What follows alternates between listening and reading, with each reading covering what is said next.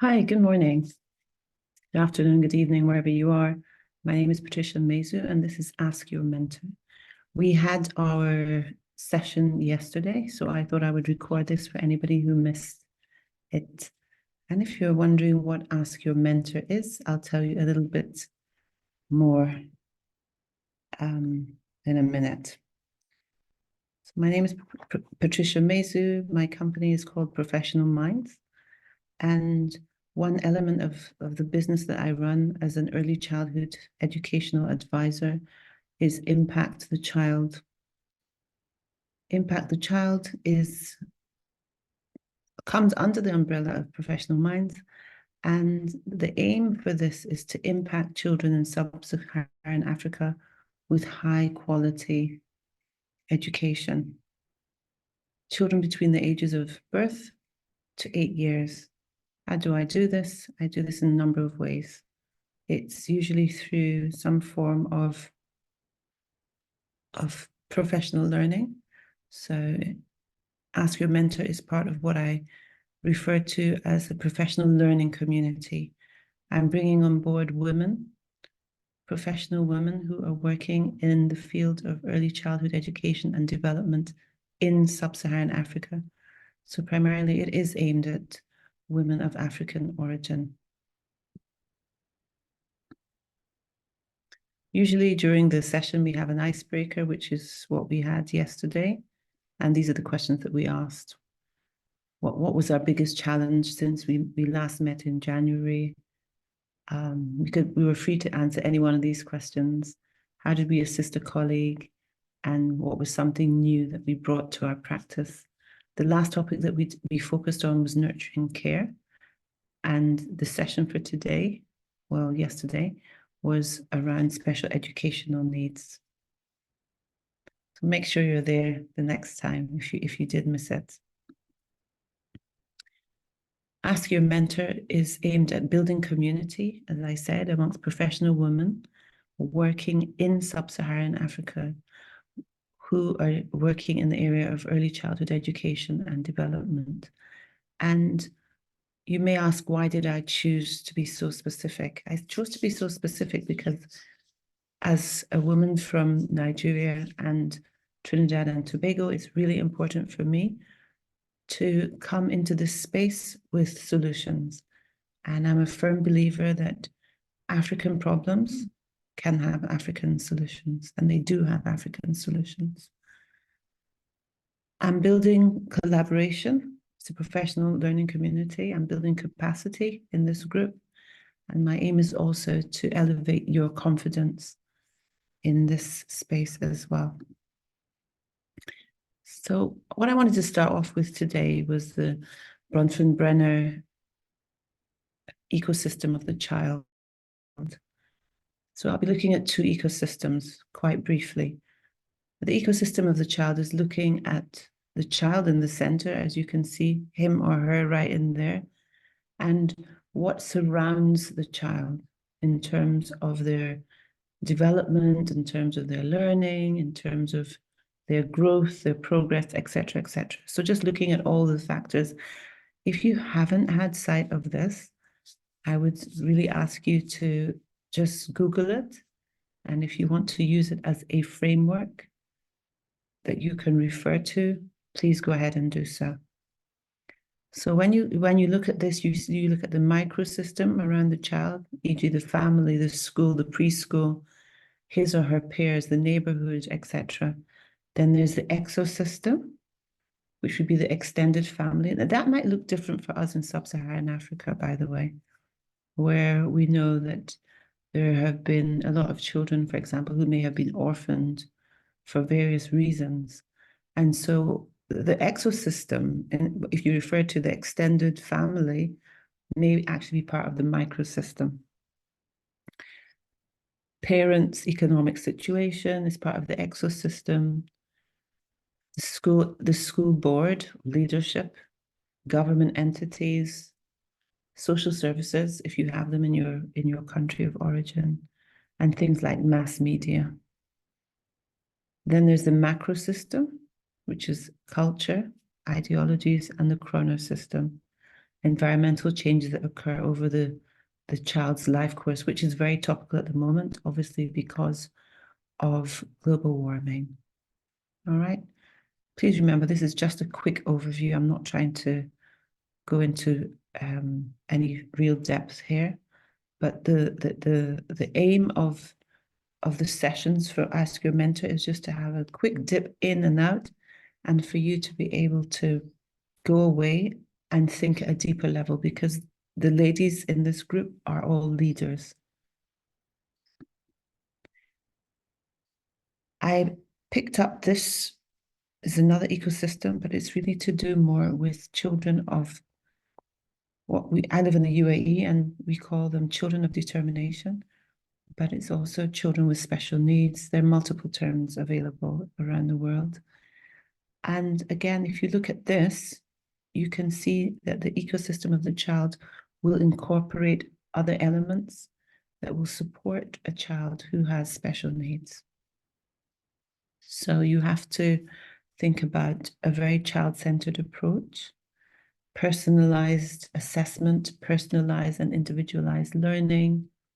Think about what's happening daily in the life of that child, and adaptations, various adaptations. You'll see that with the orange circles. What I want to mention here is when we had the discussion yesterday, we could see that there's an overlap, whether a child has special needs or not. At this young age, so many things are important. For example, a child-centered approach is important for every child, not just a child of determination or a child with special needs. A holistic curriculum is important for every young child. So I thought it was interesting just to see the overlap there again. If you want to dig deeper, please pop online and do a little bit of research for yourself. And perhaps you can do a little bit of an analysis. Suffice to say that there will obviously be additional factors to take into consideration when we are dealing with the ecosystem of a child of determination or a child with special needs. We then looked at some tips from Finland, which is known to have a really strong educational system. So the tips from Finland around dealing with children or supporting children with special needs, just a few that I have there. I just chose 5. Observation is very key to the process. I am a Montessori specialist, amongst other things. And one of the things that happens in the Montessori environment is daily observations. So observing closely was the first tip, and do not diagnose. We leave diagnosis to the specialists. And if you are a teacher or a teacher leader or even an owner of an organization that works with children of determination or children with special needs, we're not in the business of diagnosing because we haven't been trained to do that. If you are trained, it's a totally different thing. Observation of children should take place regularly and using tools that work for you. Observation tools are, my goodness, there's so many of them. So choose one and work with that tool, but please make sure that it is a tool that is effective and efficient so that you're not spending all your day observing. Provide a balanced mix of routines and new experiences. And what we discussed on this point was the fact that it's really important for children with special needs to have routines. Sometimes at the younger age, what's helpful is to have visual timetables for all children, by the way, but it's particularly it can be helpful for children with special needs so that everybody knows what's coming next in the day. We start the day with registration, then we go to, for example, some type of circle time, and perhaps after that we're going to go to a routine in the class that covers the core curriculum, etc., etc. I think you get the point. So it's nice to have a balance of routines, but also providing children with new experiences. The next point, number 4, is praise children for trying, not just for the end results. So that, again, it's looking to track children as they process their learning. So we're not always looking at the end result and the success at achieving a set or given task. Then the final point was using what's called a strengths-based approach. So working within the strengths of the child. And so one of the things we discussed yesterday was around encouraging a child in his or her strengths and not always focusing on what they cannot do.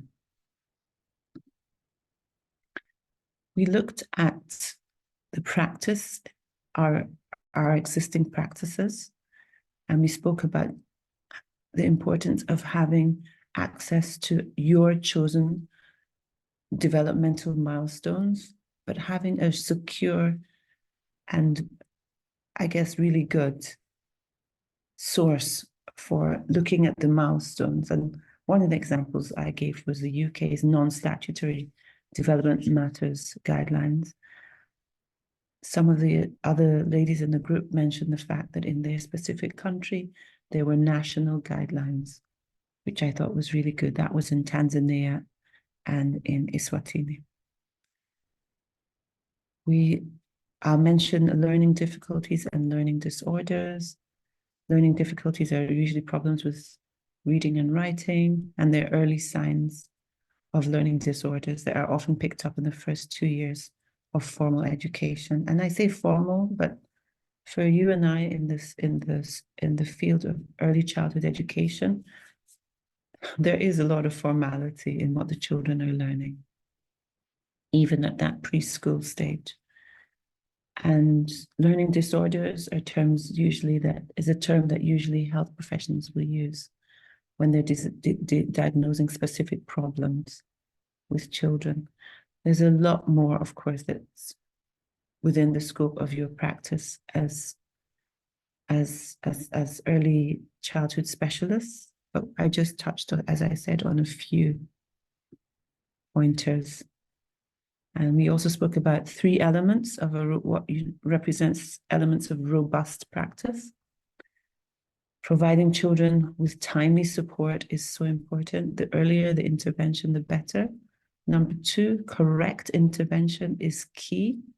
I spoke about my experience in the past of having worked with parents who unfortunately did not have the correct type of intervention, and they were referred to people who were not specialists in their field. So that obviously caused more delay, and then I was able in that scenario to redirect the parents to the right specialists and to have the correct intervention.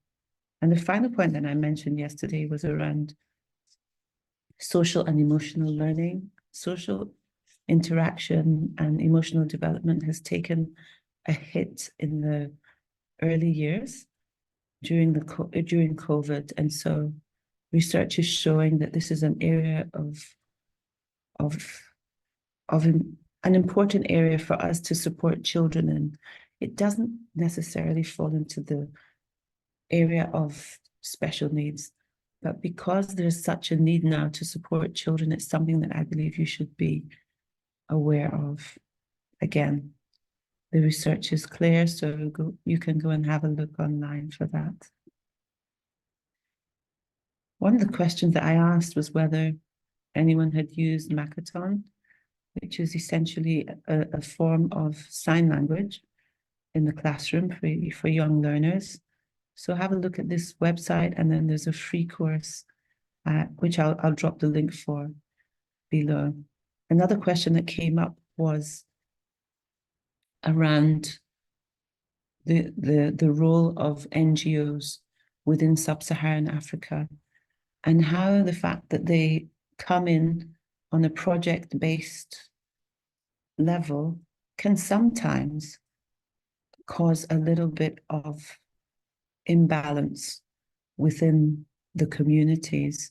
So we spoke about how it's important to have sustainably run organizations that are run by Africans, because these are long-term projects, and how it's important for educators who perhaps are being trained to recognize the valid and valuable work that such organizations bring to the table. So it's not always about the external coming into Sub-Saharan Africa to solve African problems.